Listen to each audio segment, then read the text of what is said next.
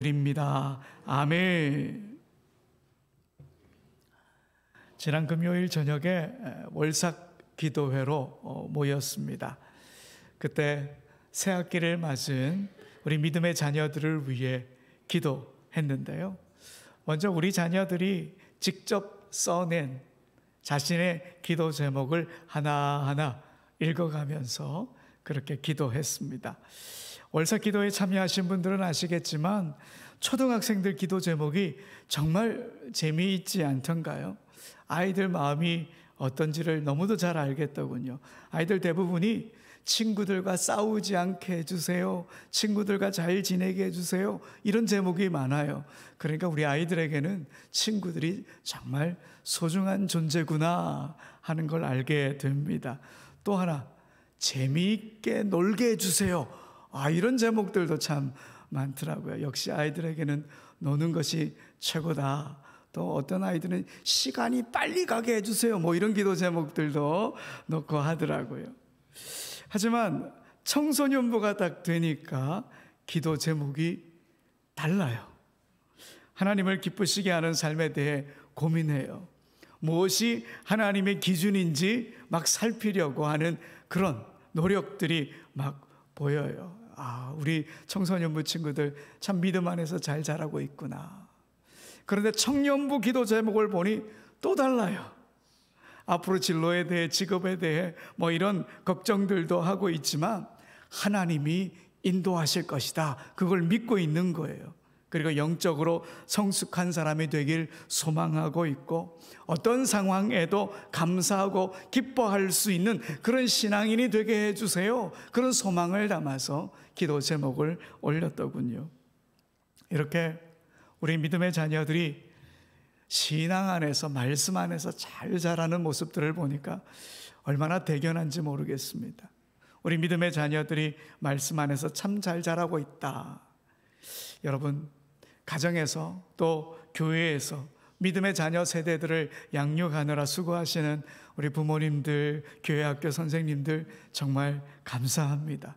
그리고 믿음의 자녀 세대들을 위해 아낌없이 기도해 주시는 우리 대지의 모든 성도님들께도 감사의 마음을 전합니다. 앞으로도 우리의 자녀들이 이렇게 믿음 안에서, 말씀 안에서 쑥쑥 자라게 되길 소원합니다. 여러분, 이렇게 신앙은요, 자라는 겁니다. 그런데 우리 자녀들만 신앙이 자라야 하는 게 아니라 우리 모두가 성숙한 신앙인으로 자라야 합니다. 신앙의 성숙이라고 하는 것, 교회를 잘 다니고 예배를 꾸준히 참석하고 오래 다니는 것, 그것 이상으로 주님의 마음을 점점 더 분명하게 알아가는 겁니다. 그리고 주님을 닮아가는 것이죠. 그게 바로 신앙의 성숙입니다. 오늘 본문을 보면 신앙의 성숙에 있어서 특별히 주님의 마음을 알아차리는 것이 얼마나 중요한지 우리가 잘 알게 됩니다. 예수님께서 친구인 나사로를 다시 살리시자 그걸 축하하는 잔치가 열렸습니다. 나사로의 누이 마르다는 손이 쉴 틈이 없습니다. 팔을 걷어붙이고 오라버니를 다시 살아나게 하신 우리 예수님이 뭘 좋아하실까? 주님이 좋아하실 만한 음식을 준비하느라 분주합니다. 사실 얼마나 기쁘겠습니까? 또 얼마나 감사하겠습니까? 그렇게 쉴 새 없이 분주해도 하나도 피곤하지 않았을 것입니다.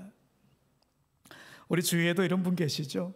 남이 보든 안 보든 신나게 이리저리 뛰면서 봉사하고 헌신하시는 분들, 시간과 힘을 다 쏟아서 자기 몸이 지쳐 쓰러질 때까지 봉사하시는 분들, 참 보기 좋지 않습니까? 마르다는 주님을 위해 몸으로 헌신하는 전형적인 인물입니다. 그리고 나사로는 지금 예수님과 함께 앉아 있습니다. 나사로는 예수님 덕분에 다시 살아난 사람이죠. 그는 가만히 앉아 있기만 해도 사람들에게 자신을 살려주신 예수님의 놀라운 능력을 알게 하는, 예수님을 증거하는 그런 일을 하고 있습니다. 아무 말 하지 않아도 나사로가 살아있다, 나사로 자체로 예수님의 능력이 드러나는 것이죠. 오늘 본문 다음 구절인 요한복음 12장 11절을 보게 되면 나사로 때문에 많은 유대인들이 예수님을 믿었다 하는 그 내용이 기록되어 있습니다. 여러분, 우리 가운데도 그런 분들이 계시죠. 주님의 은혜로 병고침을 받았거나 이런저런 참 힘겨운 처지에서 하나님의 도우심으로 문제가 해결되고 순조로운 삶의 길을 걸어가게 되었거나, 그래서 많은 간증거리가 있는 그런 분들, 이런 분들은 가만히 앉아서 이야기하는 것만으로도 충분히 주님의 모습을 보여줄 수 있는 그런 사람이지요. 우리 교회에도 마르다처럼 기쁘게 헌신하는 사람, 또 나사로처럼 주님께로부터 받은 은혜로 주님을 증거하는 사람, 이런 사람들이 더 많아지길 소망합니다. 근데 여러분, 열심히 봉사하고 열심히 헌신하고 또 주님이 주신 은혜를 또 막 나누어요. 그 은혜를 주신 주님께 감사와 찬양을 올려드려요. 하지만 주님의 마음엔 관심이 없어요. 만약 그렇다면 어떻게 될까요? 좋은 일은 많이 하지만 정작 우리 주님의 마음이 어떤지에 대해선 관심이 없다. 그러면 참 이상한 일이지 않겠습니까? 그 이상한 일이 오늘 본문에 기록되어 있습니다. 주님을 위한 잔치 자리였지만 우리 주님의 마음은 어떤지, 주님의 마음을 헤아려야 하는데 주님의 마음을 제대로 알아차린 이는 보이지 않습니다. 여러분, 이 일이 언제 일어난 일이죠? 오늘 본문 1절에 보면 6월절 엿새전 이렇게 밝힙니다. 이 말은 예수님께서 십자가를 지실 날이 다가오고 있다, 이 말이죠. 이제 곧 가룟 유다가 자기를 배신할 것이고, 가장 믿었던 제자 베드로가 자신을 버리고 도망갈 것이고, 자기의 머리에 가시관이 쓰여질 것이고, 자기 손과 발에 못이 박히는 고통의 순간이 지금 다가오고 있는 거예요. 비록 지금 잔치 자리에 있긴 했지만 우리 예수님의 표정 어땠을까요? 저는 그다지 밝지 않았을 것이다, 그런 생각을 합니다. 오늘 본문에는 우리 예수님의 표정이 어땠는지, 예수님의 마음이 어땠는지 직접적으로 알려주는 구절은 없습니다. 하지만 그 다음 날, 오늘 일이 있고 난 그 다음 날 우리 주님의 마음이 어땠는지 성경은 기록합니다. 그 다음 날 예수님께서 안드레와 빌립에게 자신의 속내를 드러내셨습니다. 여러분, 요한복음 12장 27절의 말씀을 함께 읽어봅시다. 지금 내 마음이 괴로우니 무슨 말을 하리요? 아버지여, 나를 구원하여 이때를 면하게 하여 주옵소서. 그러나 내가 이를 위하여 이때에 왔나이다. 아멘. 주님이 뭐라고 말씀하십니까? 내 마음이 괴롭다. 내 마음이 괴롭다. 사실 예수님은 이미 제자들을 향해 3번이나 장차 당하게 될 고통과 아픔을 이야기하셨습니다. 종교 지도자들이 예수님을 죽이기로 결의했고, 능력을 당하고 침뱉음을 당하고 채찍질을 받으며 죽을 것이라고 예수님이 이미 말씀하셨습니다. 하지만 제자들은 예수님의 아픔에 대해 관심을 갖지 않았습니다. 오늘 본문에 이 일이 있기 며칠 전에 예수님의 제자 중에 야고보와 요한이 예수님을 찾아옵니다. 그리고 예수님께 이런 청탁을 합니다. 마가복음 10장 37절에 보면 여짜오되 주의 영광 중에서 우리를 하나는 주의 우편에 하나는 좌편에 앉게 하여 주옵소서, 이렇게 말합니다. 여러분, 예수님과 야고보와 요한은 친인척 관계입니다. 이종사촌 관계죠. 그러니 야고보와 요한은 자신들이 누구보다 예수님을 잘 안다, 이렇게 생각을 한 거예요. 그래서 얼마든지 예수님께 청탁할 수 있겠다, 이런 마음이 들어서 한 사람은 우편에 한 사람은 좌편에 앉게 해주십시오, 이런 말을 한 거죠. 그때 예수님께서 이런 대답을 하십니다. 너희는 내가 마시는 잔을 너희가 마실 수 있다고 생각하느냐? 너희는 내가 받을 세례를 너희가 받을 수 있다고 생각하느냐? 내 오른쪽과 내 왼쪽에 앉는 그 일은 내가 허락할 수 있는 일이 아니다. 마땅히 그 자리에 걸맞는 사람들이 거기에 앉을 것이다. 주님 말씀하셔요.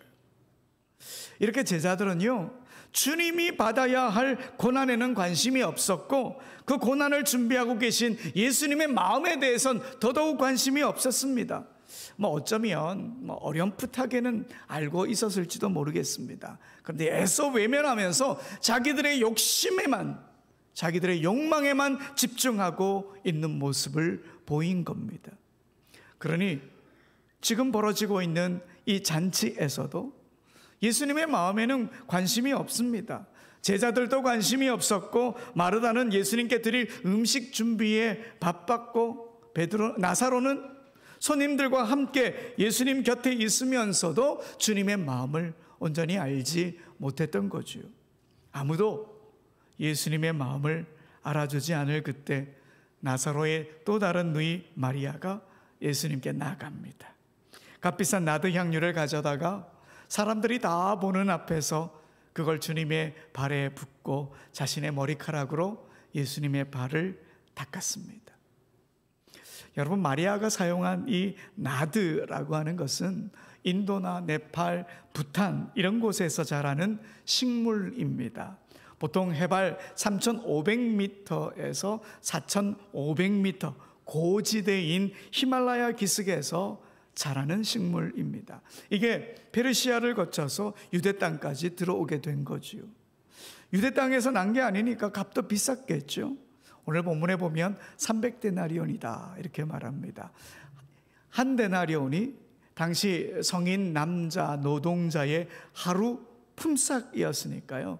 1년 동안 남자가 안 먹고 안 입고 그렇게 해야 모을 수 있는 돈이었습니다. 아마 마리아도 모르긴 몰라도 몇 년 동안 열심히 모았을 겁니다. 물론 그의 부모로부터 물려받은 재산이 많았을지도 모르겠지만 마리아는 정말 귀한 것을 주님께 드렸습니다. 이 나드라고 하는 게 정신을 맑게 하고요, 마음을 진정시키는, 또 두근거림이라든지 심한 두통, 불안 이런 것을 가라앉히는데, 이런 걸 진정시키는데 효과가 있어서 고대 때부터 많이 사용되었다 그럽니다. 마리아가 나드를 선택한 이유가 이런 효능 때문은 아닐까 하는 생각도 듭니다. 어쨌든 이 마리아가 예수님의 발을 나드 향유로 닦아내자 서로 말이 많아진 거죠. 저리 비싼 걸 함부로 허비하나. 마태복음에 보면요, 제자들이 이 모습을 보고 어떻게 했느냐, 분개했다 이렇게 기록하고 있어요. 이게 화낼 일인지는 모르겠지만 그 모습을 보고 우리 예수님께서 이렇게 말씀하십니다. 요한복음 12장 7절 우리 세 번역으로 한번 읽어봅시다. 시작. 예수께서 말씀하셨다. 그대로 두어라. 그는 나의 장례날에 쓰려고 간직한 것을 쓴 것이다. 아멘. 예수님께서 마리아가 이렇게 한 것은 주님의 십자가의 죽음을 미리 예고한 것이다. 주님의 십자가를 준비한 것이다. 이렇게 말씀하십니다. 20세기 초에 영국 교회의 강해 설교 제왕으로 불렸던 캠벨 몰간 목사님의 설교를 보면 이 마리아에 대해 이렇게 이야기합니다. 이미 그 전부터 주님은 제자들에게 십자가 사건이 일어날 것이라고 말씀하셨지만 그날에 주님의 슬픔을 예민하게 알아차린 사람은 마리아 뿐이었다. 제자 중 그 누구도 예수님의 죽음에 대해 진지하게 고민하고 그 뜻을 이해하려고 그랬던 제자들이 없었다는 거예요. 목숨까지 내놓으시려고 하는 예수님의 깊은 사랑에 대해 생각해 보려 하지 않았다는 거예요. 그런데 마리아는 아무도 몰라주었던 예수님의 마음, 예수님의 외로움, 예수님의 괴로움 이런 것들을 알아주었다는 것이지요. 그리고 어떻게 해서든 주님의 마음과 함께하고 싶어서 자신의 가장 귀한 것을 주님께 내어드렸던 겁니다. 여러분, 마리아가 보여준 이 행동은요, 사실 예수님 사역의 핵심이라고 할 수 있습니다. 우리 예수님께서 사역 초기 나사렛 회당에서 말씀을 증거하실 때에 우리 예수님께서 자신이 앞으로 어떤 일을 할 것인가, 이걸 이사야의 글을 인용하면서 말씀해 주셨습니다. 누가복음 4장 18절에서 19절에 보면 주의 성령이 내게 임하셨으니 이는 가난한 자에게 복음을 전하게 하시려고 내게 기름을 부으시고 나를 보내사 포로된 자에게 자유를, 눈먼 자에게 다시 보게 함을 전파하며 눌린 자를 자유롭게 하고 주의 은혜의 해를 전파하게 하려 하심이라 하였더라. 아멘. 예수님은 이 세상에 가난한 자를 찾아오셨습니다. 소외당하고 외면당한 이들을 찾아오셨습니다. 그들의 아픔, 그들의 고통에 공감하셨고 그들을 회복시키기 위해 자신의 가장 귀한 생명까지 내어주셨습니다. 그런데 오늘 마리아가 예수님의 이 모습을 보여주고 있는 거예요. 예수님의 복음 사역의 핵심을 보여주고 있는 거예요. 아무도 관심 갖고 있지 않았던 주님의 아프고 시린 그 마음을 알아주었습니다. 예수님이 하셨던 것처럼 마리아가 예수님께 똑같이 해드렸습니다. 주님 곁에 함께 있었고 자신의 가장 귀한 것을 나누었습니다. 마리아의 이 행동이 바로 주님의 사역 내용이었습니다.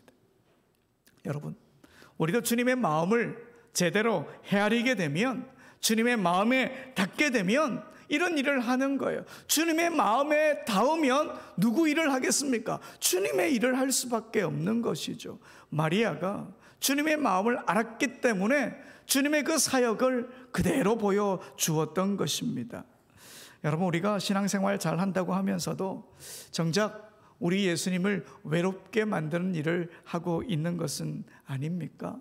우리 예배 빠지지 않아요. 하나님, 예수님 찬양하며 높입니다. 이런저런 봉사도 열심히 합니다. 그러나 주님의 마음을 모른다. 아니, 더 솔직히 말하면 주님의 마음엔 관심이 없다. 이렇다면 우리의 신앙이 올바른 신앙이겠습니까? 우리의 신앙이 자라게 되겠습니까?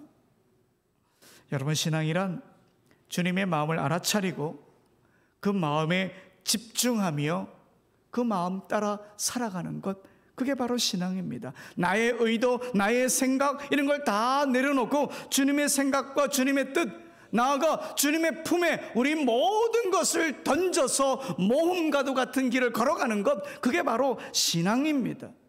그러니 매일매일 일상 속에서 경험하는 모든 일들 가운데 내 뜻이 아니라 주님의 뜻은 무엇일까? 주님의 마음은 무엇일까? 이걸 알아차려야 하는 것입니다. 여러분, 예수님의 마음도 모르면서 예수님을 따랐던 제자들의 모습이 오늘 우리의 모습은 아닙니까? 주님 마음을 알아차리고 주님의 뜻을 제대로 알게 되면 주님이 기뻐하시는 삶을 우리가 살아가야 합니다. 우리가 그렇게 지금 살고 있는지 우리 자신에게 물어야 하는 것이지요. 그런데 이렇게 말할지도 모르겠습니다. 아이, 사람 마음도 제대로 모르는데, 같이 사는 남편 마음도 모르겠는데 무슨 주님의 마음이야? 어떻게 주님 마음까지 우리가 헤아릴 수 있겠어? 이렇게 말씀하실지도 모르겠습니다. 하지만 여러분, 우리 주님 마음 헤아릴 수 있습니다. 가만히 한번 생각해 보십시오. 우리가 사람의 마음을 알려면 어떻게 하면 되죠? 아무래도 먼저 그 사람에게 관심이 있어야 되지 않겠습니까? 요즘 남편 마음을 잘 모르겠다면 혹시 남편에게 관심이 없는지도 모릅니다. 잘 보십시오. 우리가 다른 사람을 알아보려면 그 다른 사람에 대한 관심이 있어야 되고요. 또 무엇이 있어야 될까요? 시간이 있어야 됩니다. 시간을 내야 합니다. 시간을 내고 그 사람에게 이렇게 집중해서 보아야 합니다. 여유 있게 그 사람을 봐야 그 사람 마음을 알 수 있습니다. 한번 힐끗 보고는 그 사람 마음 다 알았네 이렇게 말할 수 없지 않습니까? 예수님의 마음을 아는 것도 마찬가지입니다. 우리가 시간을 내야 합니다. 오늘 주님 마음을 잘 알았던 마리아를 한번 볼까요? 그녀는 주님의 마음을 헤아리기 위해 주님의 발 아래를 무척이나 좋아했습니다. 오늘 본문에서도 주님 발 아래에서 주님의 발을 닦았는데 이전에도 주님의 발 아래를 참 좋아했습니다. 여러분 누가복음 10장 38절에서 39절의 말씀을 함께 읽어봅시다. 그들이 길 갈 때에 예수께서 한 마을에 들어가심에 마르다라 이름하는 한 여자가 자기 집으로 영접하더라. 그에게 마리아라 하는 동생이 있어 주의 발치에 앉아 그의 말씀을 듣더니. 아멘. 지금 마리아가 어디에 있습니까? 주님의 발 아래에 있는 거예요. 주님의 발치, 주님의 발 아래에서 마리아는 지금 주님의 말씀을 듣고 주님의 사랑을 발견하고 주님의 마음을 알아가고 있는 거예요.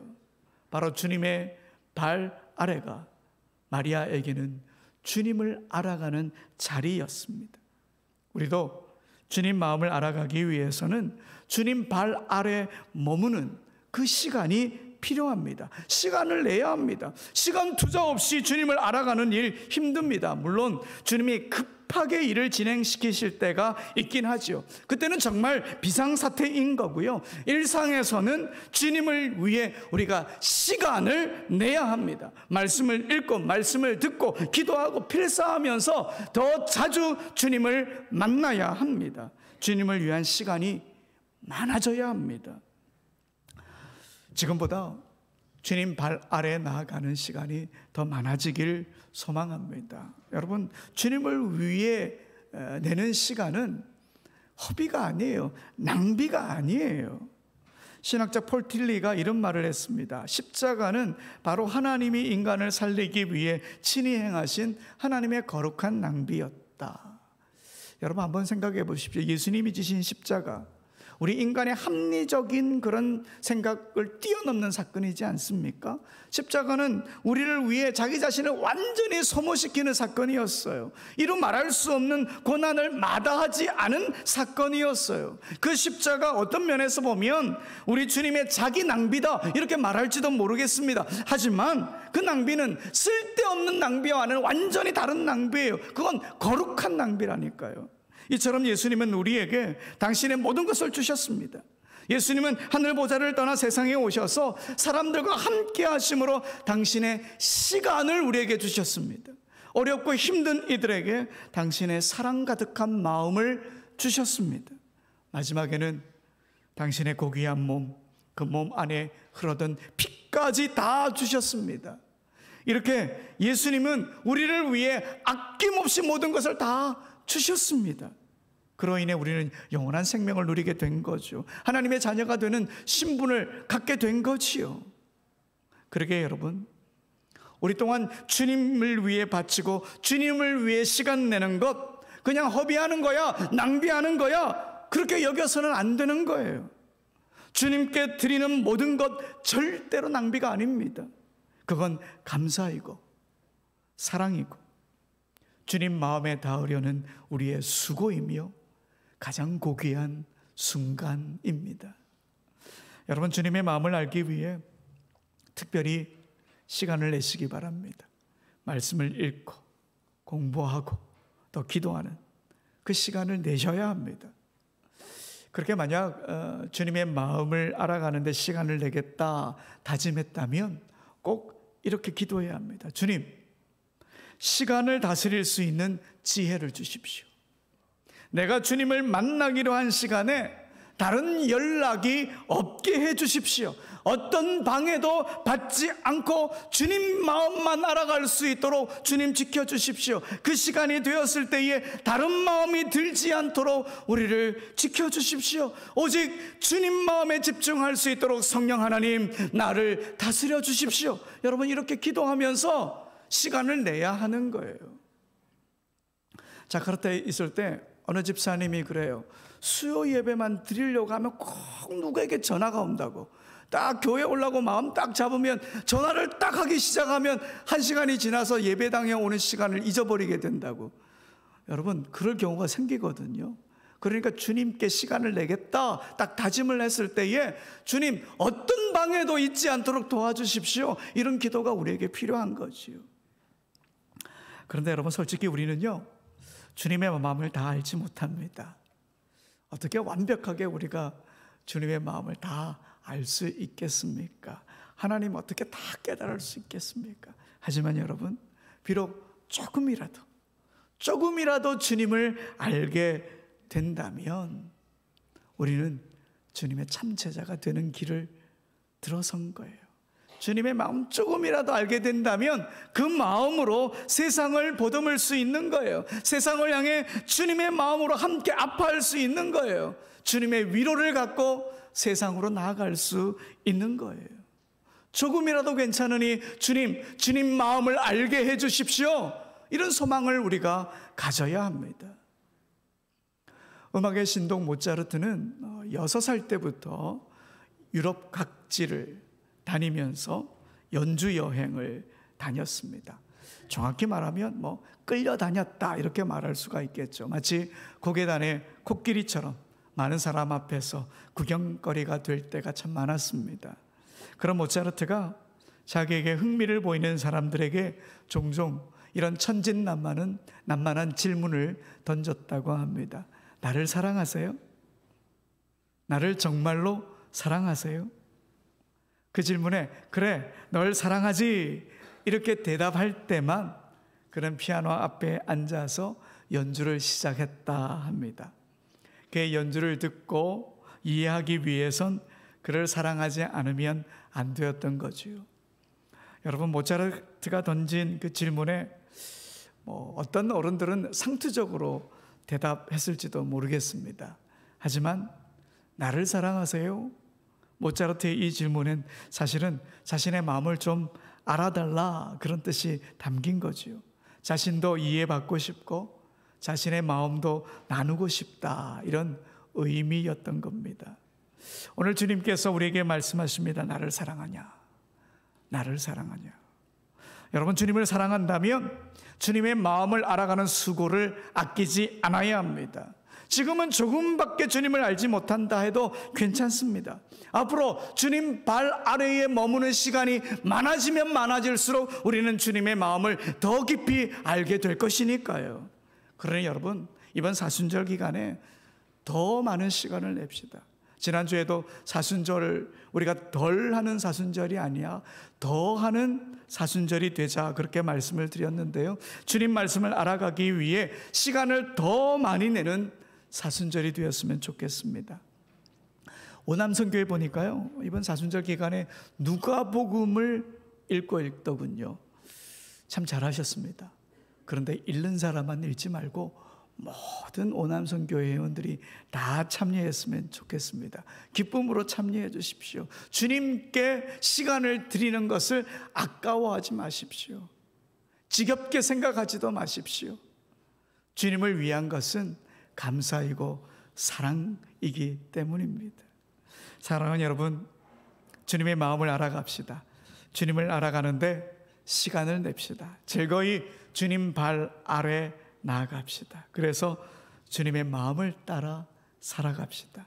우리 손에 있는 날카로운 것들 다 뽑아내고 지친 이웃에게 먼저 손 내밀고 겸손하게 주님을 증거해내고 전혀 다른 삶을 살아온 이들에게 먼저 마음을 열고 그들의 이야기에 귀 기울여주고 우리가 그런 주님의 삶을 살아갑시다. 우리의 이런 모습을 보시며 주님 분명히 기뻐하실 것입니다. 이번 한 주도 이런 모습으로 세상을 살아가는 우리 모두가 되길 간절히 소원합니다. 우리 다 같이 일어나셔서 찬양하시겠습니다.